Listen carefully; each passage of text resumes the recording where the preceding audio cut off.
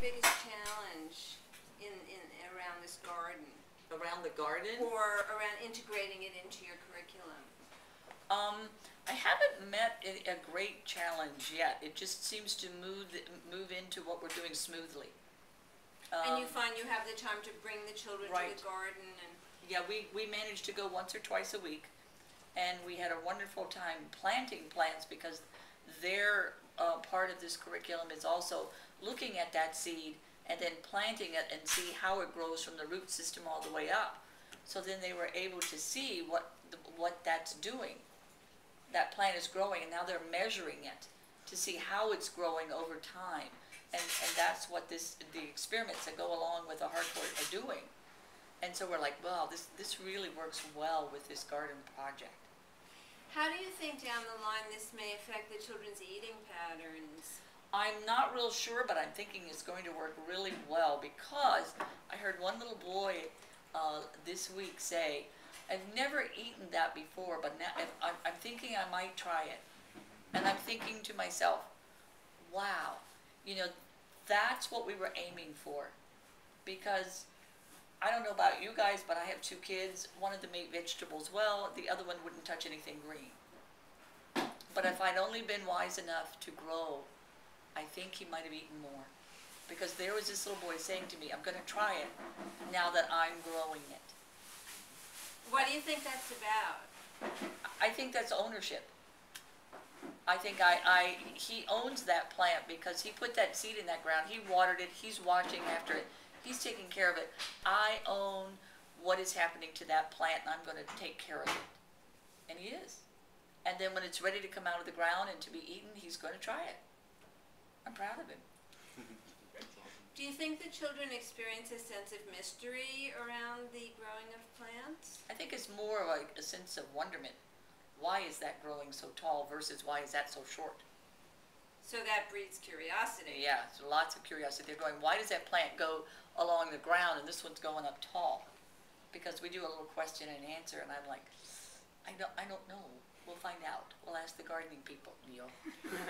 And sometimes we have to say we don't know why that runner bean decided to travel along the ground versus up the pole like we thought it might have. Yeah. So we're all learning, but yeah, the sense of wonderment they have, especially about bugs or a hole in the ground, is absolutely amazing. But just seeing their interaction outdoors has been pretty incredible. They don't understand why a tree is growing slower than a plant. If that tree's getting so tall, why isn't the palm tree growing faster?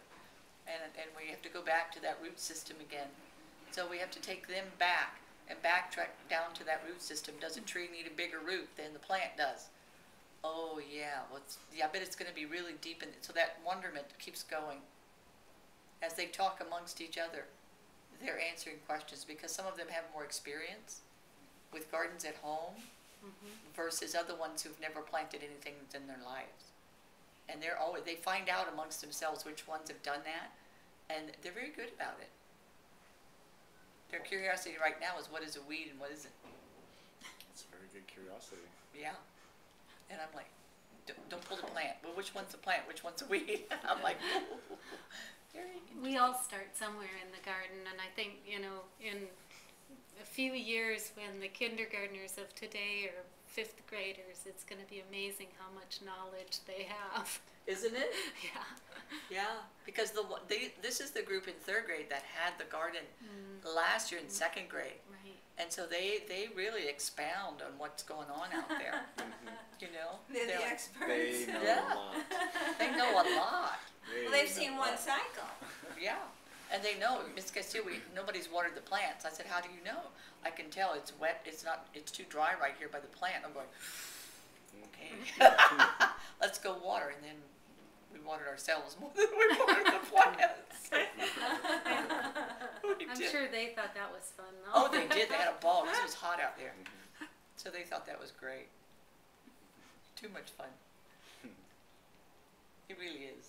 Well, it sounds like you're doing an absolutely marvelous job with this. Now, I don't know exactly what we're going to do at the end. I don't know. From last year, I don't know exactly how we culminated at the end. Did they have like a plant salad party, or? Oh, there's an idea. They had a little I'll bring the harvest. dressing. They had a little harvest day, and the media came out for it, and there were some pictures that made it into the paper, and the kids got to try the cherry tomatoes and the beans and things like that. And we're hoping to keep the garden going through the summer. But we'll have to, at the end of the school year, probably have the kids come out and pull some of the plants out of the ground so they actually see that happening, because we'll have to replant things again when they come back, and kind of explain that entire process to them of how all that works, how you rotate crops and those I'm kind ready of to bring the things. big bowl in and some dressing, and and see how that works. Yeah, awesome. It could work. Then there's composting.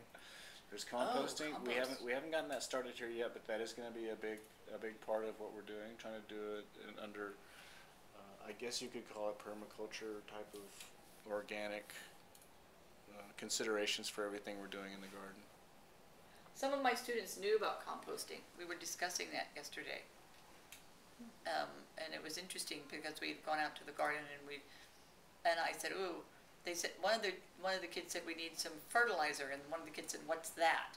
So that process went on of explaining that. And then one little boy says, well, you just put compost on it. And I'm going, okay, exactly what do you mean by compost? And he explained the whole thing.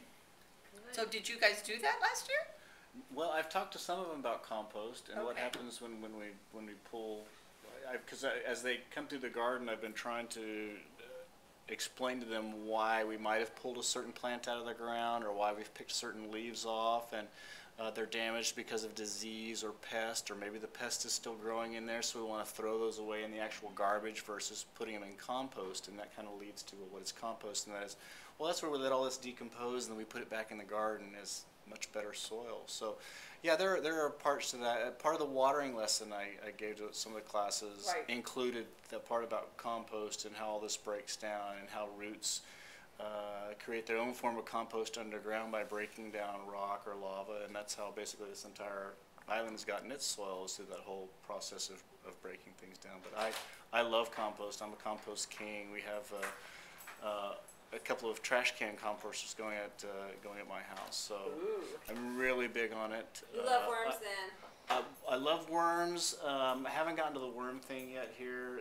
There's been rumors flying around that vermiculture isn't really a great thing for South Maui, but I have a friend who does have quite a nice little operation, and we get compost worm tea from him for our garden, as well as our own compost. But it's really, really amazing, incredible stuff. And I'm a private chef, so I have plenty of green kitchen waste to put into a compost bin, and kind of overdid it and got it out of balance over the holidays when I was cooking so much. So I had to back up a little bit, and more leaves and more carbon and some shredded stuff. But it's all good now. But to answer your question, that's kind of the conversation we kind of get into, or I've been getting into with the kids. They totally will. They'll ask one question, and all of a sudden you realize you're talking to them about compost, or well, what does that mean? And then they keep it going. It's like it's like a path. They you really, just really go down do. the path. And there are always some kids that might even know as much as I do, if not more, about certain aspects of it, because their father or mother or somebody that they know, an uncle or auntie, they say, is in the plant business or something, and they're like, "Did you know?" They're constantly walking up to me during recess and, "Hey Neil, I asked my uncle about this and that, and they said we could do this, and that will treat that." And I'm like, wow, this kid's in what, 3rd, 4th grade, and bringing me back that kind of information. It's really fantastic. It's really powerful to be out there and have that come back to you. And I'm just out there doing what I love. And this is Alana over here, Kaupuiki, and she's started this project. Come on over and sit over here. Because they're filming. Come sit. Oh, goodness. Yeah, she started this project last year in our school with her 2nd graders. Her 2nd graders are now our 3rd graders. Yes. So that's do why. they seem knowledgeable? Oh, they're very knowledgeable. I was just raving about how wonderful they are. They're going beyond the level of the text of the plants, how it's tiered from 2nd to 3rd grade. They're actually going beyond the level of what's in the book to start asking questions like we were just talking about compost.